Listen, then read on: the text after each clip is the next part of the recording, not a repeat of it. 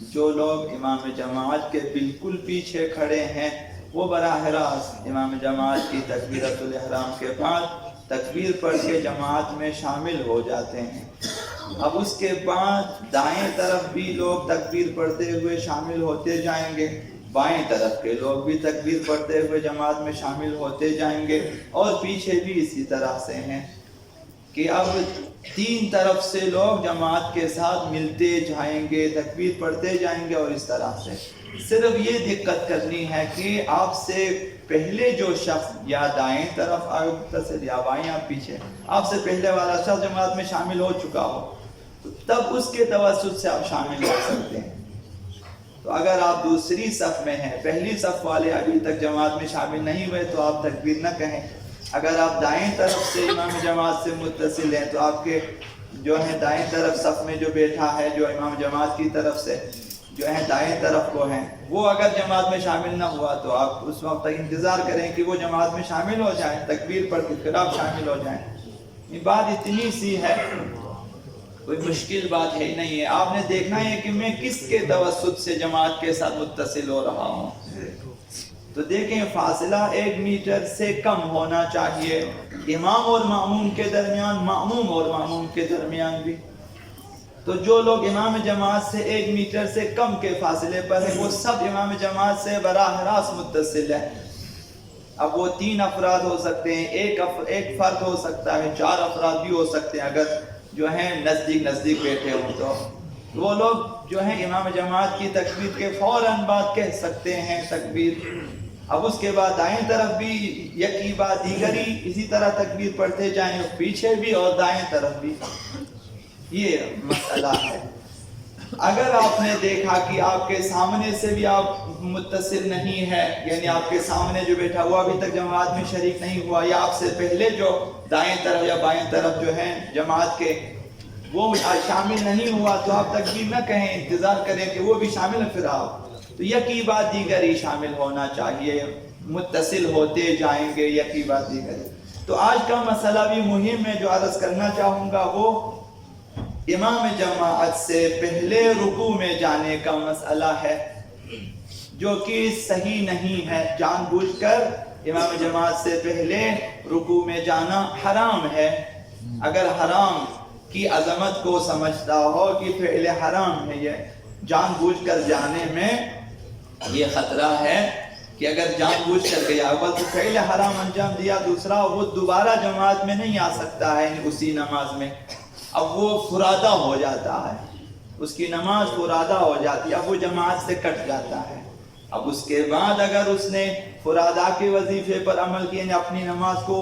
جو ہے اپنے طور پر پورا کیا تو نماز صحیح ہوگی، جماعت باطل۔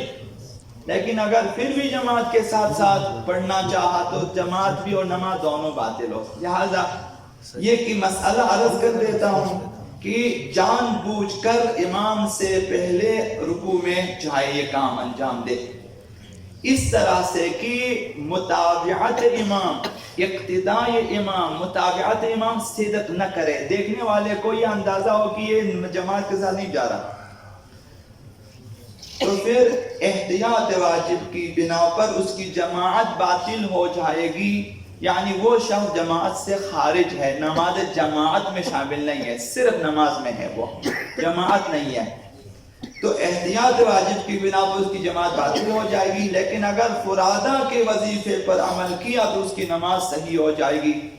اب اگر جماعت کے درمیان میں بیٹھے ہیں یا پہلی صف کے دائیں یا بائیں بیٹھے ہیں اور وہ جان بوجھ کر اگر امام سے پہلے رکوع میں جاتا ہے تو اس کی نماز فرادہ ہو جائے گی، تو اس کے بعد جتنے افراد بیٹھے ہیں اس کو سوچنا چاہیے کہ بھائی اس طرف والے کی نماز تو فرادہ ہو گئی ہے تو وہ بھی جماعت سے کٹ جائیں گے، انہیں بھی اپنی نماز فرادہ طور پر ادا کرنی چاہیے۔ تو اس لیے عرض کیا تھا کہ پہلی صف میں وہ لوگ بیٹھے ہیں کہ جو کم از کم جو ہیں امام سے پہلے رکوع میں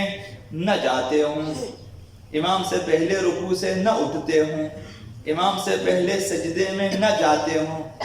امام جماعت سے پہلے سجدے سے سر نہیں اٹھاتے ہوں، تاکہ پہلی صف کی نماز اگر درست رہے تو ان کے پیچھے جتنے افراد ہیں ان کی نماز ٹھیک ہوتی جائے گی۔ اگر یہ جان بوجھ کر اگر امام سے پہلے گیا، گناہ بھی کیا، نماز بھی فرادہ ہو جائے گی، اگر پھر بھی جماعت کے ساتھ رہا تو نماز بھی باطل ہو جائے گی۔ اگر بھول کر امام سے پہلے گیا، غلطی سے جان بوجھ کر نہیں کیا، غلطی سے انجانے میں وہ امام جماعت سے پہلے رکوع میں گیا، اب اسے دیکھنا چاہیے کہ اتنی فرصت ہے کہ میں واپس اٹھوں تو امام کی قراءت کو پالوں، مثلا 1-2 کلمہ قراءت کے والضالین کو، آخری کفو نحت کو مثلا، یا قراءت کے سو پا سکتا ہے، اتنی فرصت ہو تو واجب ہے کہ وہ دوبارہ اٹھے،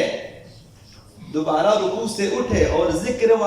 واجب آیت اللہ سستانی کے نزدیک ذکر پڑھ کے مختصر ذکر پڑھیں جو رکوع میں واجب ذکر ہے، مثلا آخری 1 دفعہ سبحان اللہ یا 3 دفعہ سبحان اللہ پڑھ کے اٹھیں۔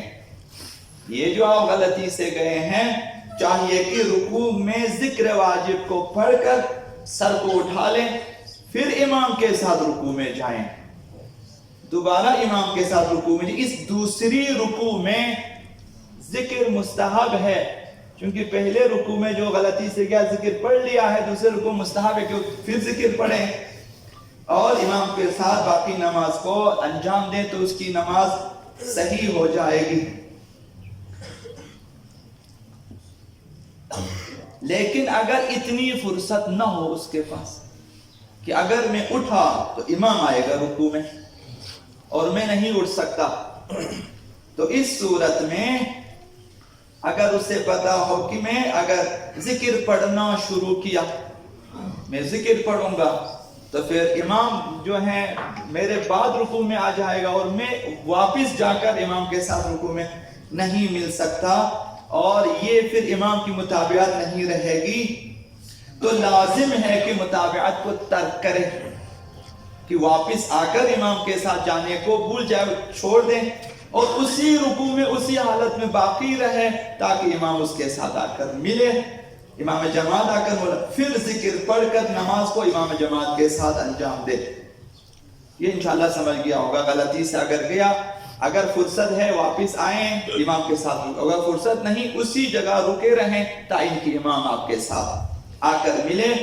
اگر واپس آ کر امام کے ساتھ رکوع میں جانے کی فرصت ہونے کے باوجود واپس نہ آیا ہو، غلطی سے گیا تھا، فرصت بھی موجود تھی اور وہ واپس نہیں آیا، تو احتیاط واجب کی بنا پر اس کی جماعت صحیح نہیں ہے، یعنی جماعت سے وہ کٹ گیا اور اس کی نماز ہوگی فرادہ۔ اس کا مطلب یہ ہے کہ اس کی نماز فرادہ ہو جائے گی۔ جب اس کی نماز فرادہ ہو جائے گی، یعنی اس کی اپنی واحد نماز ہے، اس کی اپنی جماعت کے ساتھ نہیں ہے، تو جو نمازی اس کے توسط سے امام سے متصل ہے وہ بھی جماعت سے کٹ جائیں گے، انہیں بھی چاہیے کہ وہ فرادہ طور پر اپنی نماز مکمل کرے۔ اب انہوں نے فرادہ کی نیت سے تمام نہ کیا، نماز کو مکمل نہ کیا، ان کی نماز بھی باطل ہو جائے گی۔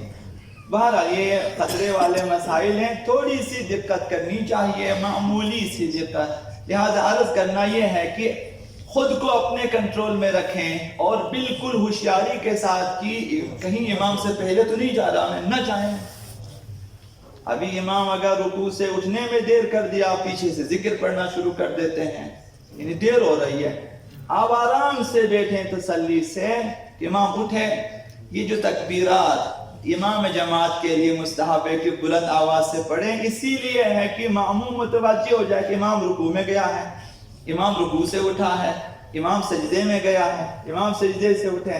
یہ چیزیں تو امام کی تکبیر پہ کام کریں۔ جو معمولی غلطی ہو جاتی وہ یہ ہے، امام تکبیر پڑھتا ہے، مأموم رکوع میں جاتا ہے، یہ تھوڑی سی غلطی ہے، یہ نہیں کرنا چاہیے۔ امام تکبیر پڑھیں، اس کے بعد آپ تکبیر کہیں، امام رکوع میں جائیں، پھر آپ رکوع میں جائیں،